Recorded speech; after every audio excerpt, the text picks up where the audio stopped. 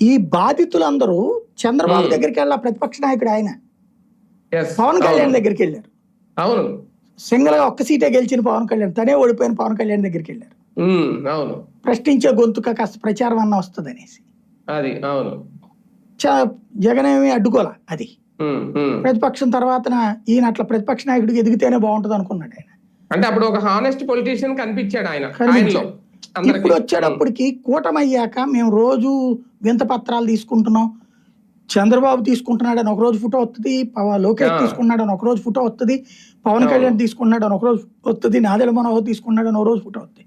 అది ఆ రోజుకి పరిమితం ఉంది. నేను ఒక వింత పత్రం ఇవ్వాలి, మా ఏరియాలో మంచినీళ్ళు లేవు, మా ఏరియాలో సరైనటువంటి రోడ్లు లేవు అని నేను ఇద్దాం అనుకున్నాను అనుకోండి, నేను ఓ చిన్న టెంట్ వేసుకుని ఆ పవన్ కళ్యాణ్ గారి ఆఫీస్ ముందో చంద్రబాబు గారి ఆఫీస్ ముందో కూర్చుందామంటేనేమో పోలీసులు ఊరుకోరు.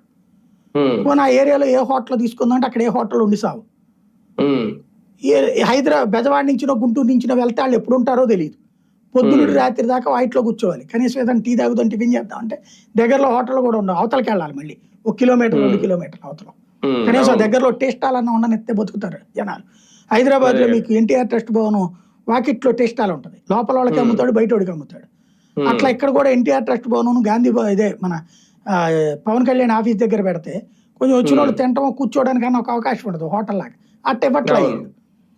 దాంతో జనం ఏడ కూర్చోవాలి, రోడ్ల మీదనే కూర్చోవాలి.